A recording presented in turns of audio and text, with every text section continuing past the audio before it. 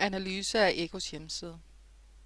Ego.com, som primært sælger sko, er et kommercielt firma. De vil både overbevise forbrugerne om at købe deres sko, samt informere om, hvilke sko de forskellige fødder har bedst af. Ego vil med deres hjemmeside sælge sko og på samme tid oplyse forbrugeren om, hvor deres råvarer kommer fra, samt hvordan Ego mener, at sko skal være og fremstilles.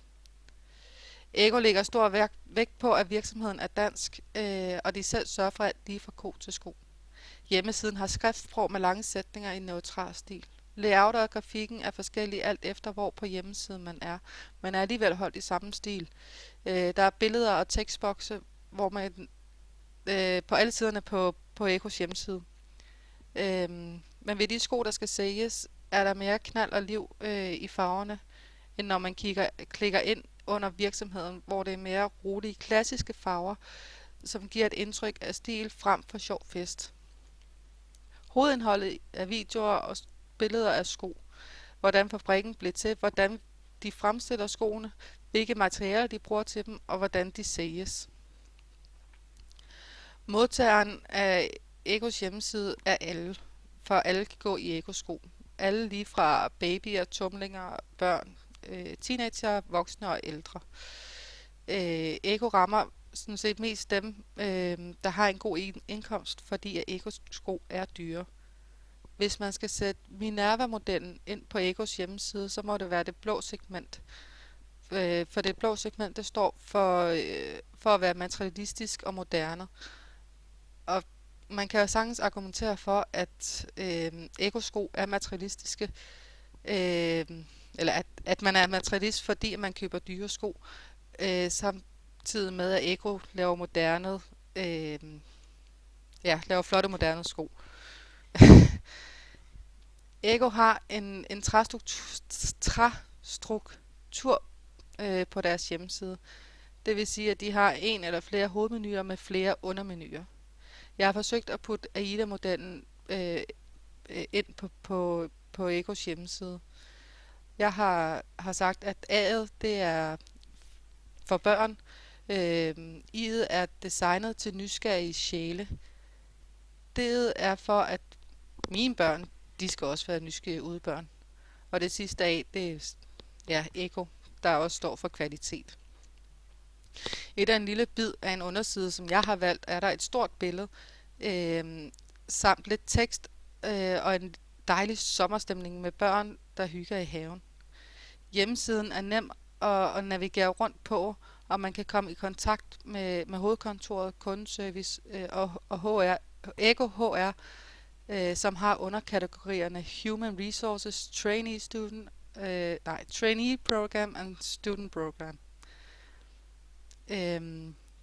Desværre så til hjemmesiden ikke hensyn til svagtseende. Man kan ikke få læst noget op, der står på hjemmesiden. Der er god overensstemmelse mellem form og indhold, blandt andet fordi de på deres forside allerede har billeder og videoer af glade mennesker, der alle bruger Ego-sko.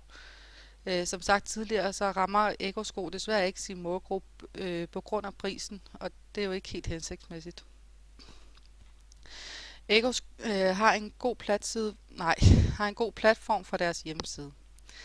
Den leverer de fleste af de oplysninger, man skal bruge, eller som en hjemmeside skal levere.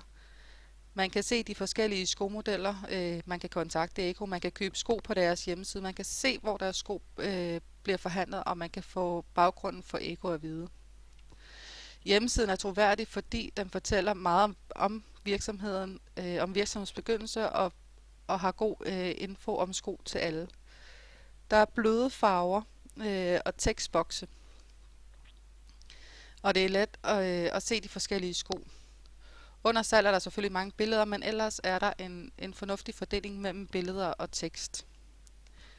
Ego har til forskel fra Skoringen en mere dybdegående hjemmeside, forstået på den måde, at Ego lige så meget brander deres navn som virksomheden. Skoringen har valgt en mere udbredt hjemmesideplatform, end Ego har. Det gør igen Ego mere specielt og high class, fordi de har valgt en anderledes platform end alle andre, og derfor skiller sig ud. Skoringens hjemmeside er også bygget op omkring en træstruktur. men med mange undermenuer. Umiddelbart virker Skoringens hjemmeside mere brugervenlig. Der er ikke så mange kategorier at navigere rundt i, men det synes jeg til gengæld gør den lidt kedelig.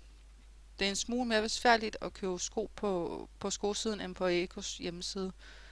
Og hos Eko har de så også en størrelsesguide lige ved siden af indkøbskurven, og det er jo rigtig godt, fordi der er mange sko, der egentlig har forskellige størrelser, selvom nummeret i skoen er den samme. Kort sagt synes jeg, at Ekos hjemmeside er god og fyldestgørende, i det den gør det indbydende at købe sko hos dem.